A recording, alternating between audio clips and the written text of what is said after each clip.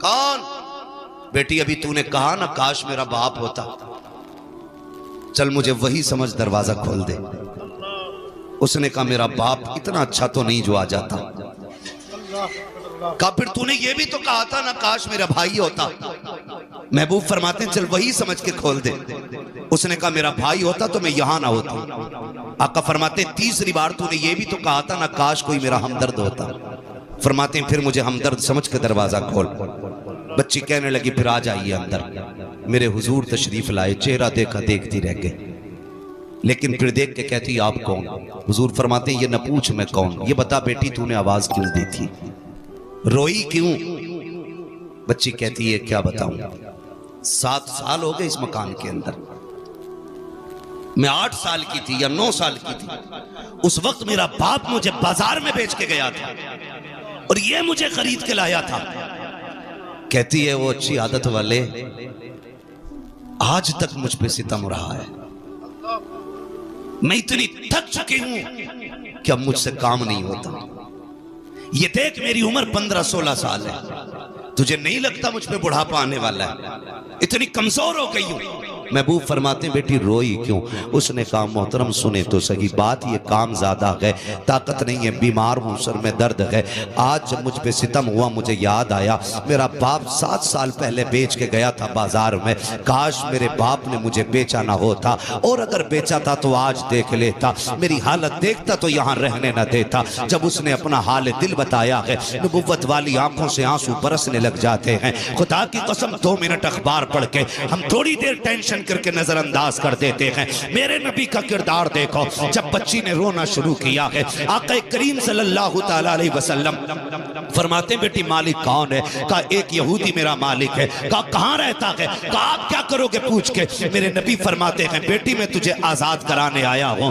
इतना सुना बच्ची कहती है यहाँ कौन किसके दर्द बांटता है, कौन किसके दुख बांटा करता है? मेरे नबी ने कहा था बेटी मैं आया हूं। सहाबा से कहते हैं सामान इकट्ठा किया जाए। सारे सामान की गठरी बांधी गई। कान खोल के सुनना प्यारे, अंदाज़े बयां मेरा बहुत शौक नहीं है, शायद के उतर जाए तेरे दिल में मेरी बात। जब सारी गठरी बांधी है, आका करीम ने बेटी का हाथ पकड़ा गए, लेकर के चले गए। सहाबी गठरी लेके जा रहे हैं। आका कहते हैं ये गठरी किसकी है? आका इस बच्ची का सामान है। मेरे नबी कहते हैं लाओ ये सामान हमें दे दो। क्या करोगे? आका कहते मैं अपने हाथ में लेके चलूंगा, सरकार गुलाम हाजिर है, हम लेके चलेंगे। तब मेरे नबी ने कहा था ये मेरी बेटी का बोझ है, मुझे उठाने दो, ताकि कयामत तक कल किसी बाप को अगर बेटी का बोझ उठाना पड़े उसे गैरत नहीं आनी चाहिए। नबी की सुन्नत समझ के बेटी का बोझ उठाने लग जाए।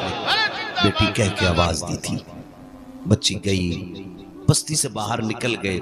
बस्ती के बाहर एक बड़ा मकान था। बच्ची ने कहा वो जो मकान है ना वो मेरे मालिक का मकान है। तो जो है सारे लोगों की, वो मेरे मालिक का मकान है। बच्ची ने ये कहा और हुजूर ने देखा उधर बहुत दूर था।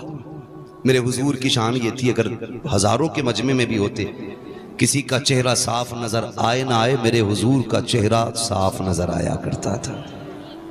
उसने देखा ये कौन है, ये चंद लोगों के बीच में कतई साफ चेहरा। वो नीचे उतर आया, दरवाजे पे दस्तक हुई। कौन? मेरे नबी ने फरमाया अना मुहम्मदुर रसूलुल्लाह। जैसी उसने कहा नहीं खोलना दरवाजा। क्यों? कहा मुझे तुम्हारा दीन कबूल नहीं करना। मेरे नबी ने फरमाया गरज और है, किसी और वजह से आया हूं, दरवाजा खोल एक सौदा करना है, दरवाजा खोल एक सौदा करना है। उसने दरवाजा खोला, हुजूर सामने। जी कैसे आना हुआ? हुजूर फरमाते हैं इस बच्ची को तू खरीद के लाया था? कहा हाँ। फरमाने लगे अब इसकी कीमत तू बता, मैं खरीदने आया हूं, मैं खरीदने आया हूं। उसने यूं चेहरा देखा, आप कौन? आपसे इसका रिश्ता क्या? हुजूर ने फरमाया पूरी कायनात से मेरा रिश्ता बड़ा गहरा है, तू बता इसकी कीमत क्या है? उसने कहा आपको कोई रिश्ते में लगती है? आका फरमाते हैं इसकी कीमत बता। जब इतनी बात कही ना, कहने लगा ठहरो। चेहरा देखा, बाहर आया। उसने कहा मेहरबानी करें जरा थोड़ा सा दामन उठाएं। हुजूर ने दामन उठाया। उसने एक पुरानी किताब ले रखी थी, वर्क पलटा, सीना देखा, वर्क पलटा, दामन छोड़ दे, कहा जरा घूम जाइए। चारों तरफ से हुजूर को देखा। निशानियां मिलाई। उसके बाद कहने लगे आपका नाम? मेरे नबी ने फरमाया मोहम्मद इब्न अब्दुल्लाह। कहा कि खानदान कुरैश से हैं? कहा जी। अम्मी का नाम? आमीना आ गई। सारी बातें सुनने के बाद उसने कहा ठहरिए। अंदर गया, सारे रिश्तेदारों से बोला सुनो, आज वो आ गया था, आज वो आ गया है जिसका जमाने को सदियों से इंतजार है। आज वो आ गया जिसका जमाने को सदियों से इंतजार है। सबने कहा क्या कह रहे हो? कहा ये देखो हमारी किताब। वो दरवाजे पे खड़ा है, नाम मोहम्मद है, अब्दुल्ला का बेटा है, माँ अमीना है, खानदान कुरैश से है, और ये देखो मक्के का रहने वाला है। जल्दी जल्दी आया, खानदान रिश्तेदारों को लेके खड़ा हो गया। उसने कहा सुनो, तुम देखते जाओ, मैं निशानी पढ़ता जा रहा हूँ। उसने अबरू की अलामत पढ़ी, चेहरे की अलामत बताई, रुखे रोशन का तज़किरा, जुल्फ़े अंबरी की बातें, वो नशीली निगाहें, वो खूबसूरत अदाएं सारी बताई हैं। वो किताबें देखते जा रहे हैं और वो मिलाते जा रहे हैं। आखिर में सारी मिल गई। कहा मेरी किताब ये भी कहती है जो आखिरी पैगंबर होगा वो इतना दयालु होगा कि वो अपने पैसे से गुलामों को आजाद कराएगा। कहा देखो ये मेरी गुलाम है, आजाद कराने ये आया है। उसने कहा जनाब अब बताओ कहना क्या चाहते हो? मेरे नबी ने ये कहा था इसको बता, मैं इसे खरीदने आया हूँ। उसने कदम पकड़े, कहा सिर्फ इसे नहीं बल्कि मुझे भी गुलामी में शामिल फरमा लीजिए। कि मुसलमान हुआ। रिश्तेदार कहने लगे रुक भाई, सारे मामले में बराबर थे तो यहाँ पीछे नहीं रहना है।